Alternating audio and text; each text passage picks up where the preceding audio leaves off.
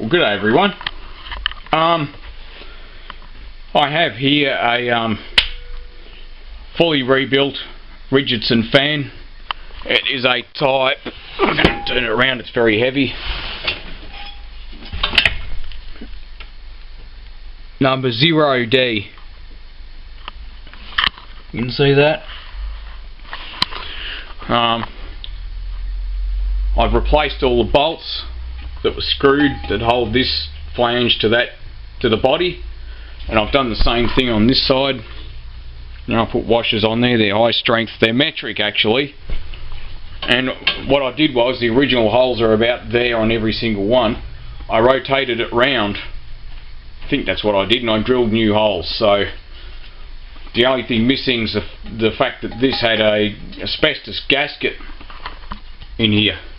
Now this fan is capable of moving particles of timber and stuff. You know, it's balanced and it's very heavy. If I can just turn it back off its thing, you won't see in it, but now you can see it's a very heavy fan, very heavy. If you wanted to make a ventilation system, I reckon it's about 150 mil, 100 mil.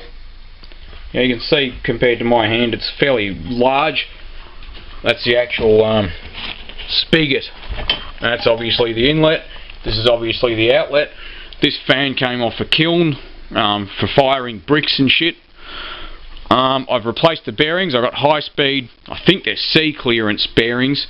I put one new grease nipple in it. Yeah, it's fully rebuilt, ready to go. The only concern I had was that the bearing races were a little bit loose in the housing. Now, it hadn't chopped it out, but not so much this side, but more so the fan bearing, the fan side bearing. All it needs is 3 holes drilled. Just use metric high strength fasteners and 3 bolts put in to hold the bearing race in. I mean, it was suggested by an engineer I spoke to center punch around the perimeter of the inside, and I tried it and it wouldn't work. It's very hard cast iron this, so, but you know, he was very confident that the bearing wouldn't flog out the housing, so I don't want any money for it. I've spent a bit on it, you know, maybe 40 bucks I reckon. But if anyone can be bothered coming here, send me a message or a comment or whatever. And if you're in the you know, area, or even if you're not, and you want to drop in, there might be a couple of things you might want. Like, I've got a blower here that needs a rebuild. The engine's fine, but the carb is stuffed. I've got a stainless steel toilet system with, you know, everything's there. I'm sure no one's going to want that. I've got some kind of PC power supply. It's some weird ATX style for a Dell.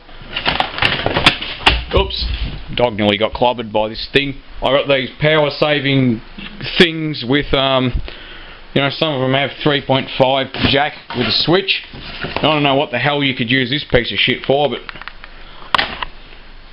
yeah, I'm clearing stuff out, so the mower's definitely not going anywhere.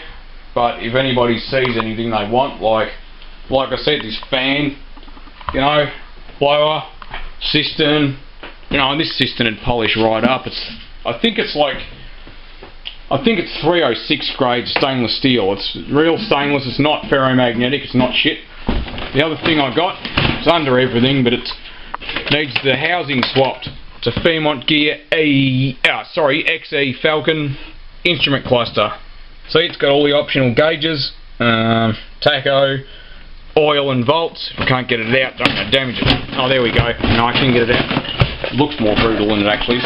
It's been dropped at some point. I've opened it up. There's nothing wrong with the circuitry. The housing's identical to the standard Falcon one, and it's just got a broken, see, it's got a tab there. It should have one here too. These are worth about 100 bucks, 50 at the lowest. I just want to get rid of this, so if anyone's building an XE Falcon, all you have to pay for really is the postage. Just give me 20 bucks and I'll send it. You know, that should cover postage to just about Timbuktu and back. So all you'd have to do is, if you had a stock XE XD, is take your stock housing and put the guts in it. A 5-year-old could do it. It's as easy as piss. I get a Diamond Data DVD. Oh no, it's a CD-ROM drive burner, but it's just a CD-ROM burner, not DVD. But it's got play and skip track button, so you can use it as a CD player. That went with that power supply. So yeah, I've got an ATX power supply here. It's not a very big power supply. That's why it's in here, because I upgraded to an i7 CPU. It's okay. Doesn't say how many watts it is, but here are the specs. I would really prefer one person to just come up here and, you know, say, oh look, I want this, this and this, because it's better. I've got a mower in the shed. That's what this starter's off. I've got a couple of mowers in the shed. I've got a 1978 Briggs & Stratton motor. It needs new piston rings, but otherwise in good condition. Definitely rebuildable. Easy project. I can supply the base for it as well. It's a Rover no catch mulch only base, so if anybody wants mowers, early Victor, like 1960s, not that one, okay, but the one in the shed, I bought it off eBay. It's got an alloy base. I've actually had it running. Runs extremely well. I haven't done a video because it's actually like 3 o'clock in the morning, that's why it's black out there. But, you know, 1960s Australian history. If you're in the area, just give us a message or whatever. Because, yeah, it sounds extreme, but I'm really wanting to clear out. I've got this horrible compact fluorescent light thing. It was on a, it's 23 watts. This is about $15, $20. It was $20 worth, but it works well, except it takes too long to heat up, so that's why it's in here.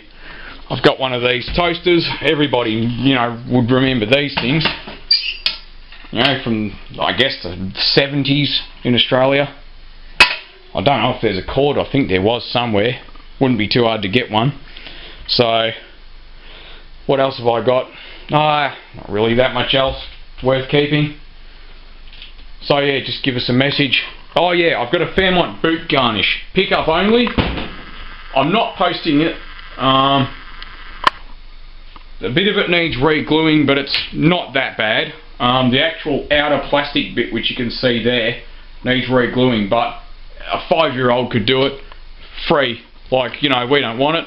It's just taking up space, and if no one claims this by the 2-week mark, I'm throwing that garnish out. And same with all the other junk. If no one wants it, like, this is going in the bin. I don't care what anybody says. That blower, that's going in the bin. That I'll stick on eBay for $1 if no one wants it. So, oh yeah, I got a heater here, but I think I might actually post it. I'm not sure. I'll have to talk to Larry or someone, but it's got a couple of chips in the paint, but I painted it black because it was an ugly grey colour. It's a Vulcan Tangy room heater. It's in fairly good nick, but it just needs a cord wired on and a neutral wire to the elements rewired.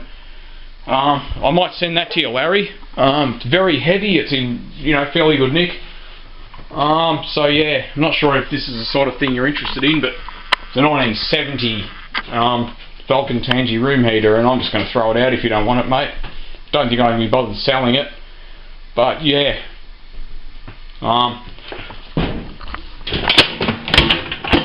I've also got a Sarrel control box that's brand new from the tip. I'm obviously not going to do anything with it, so if anybody wants that, pick up only. Doing a clean up. Don't mean to flog shit on you guys, but yeah, it's ridiculous. I got too much crap in here. Too much crap everywhere, actually. I've got an element here that came from the Euro. It's 2,200 watts, but I think I might throw it in the bin or something. Not worth keeping as a spare because it's, you know, the oven doesn't work with this element in there. And to be honest, you know, who would install a second-hand element? Alright, well, thank you for watching, everyone. Don't think there's anything else worth keeping. Oops, now that was a light globe. Oh well, that's what happens when you stand on them. But I want to use this as a workshop. This is going to be the workbench. There's 2 of these doors. And I've got these bits of timber here. I've got a few bits of this timber as legs or something. Yeah, what can I say? Cleaning out time.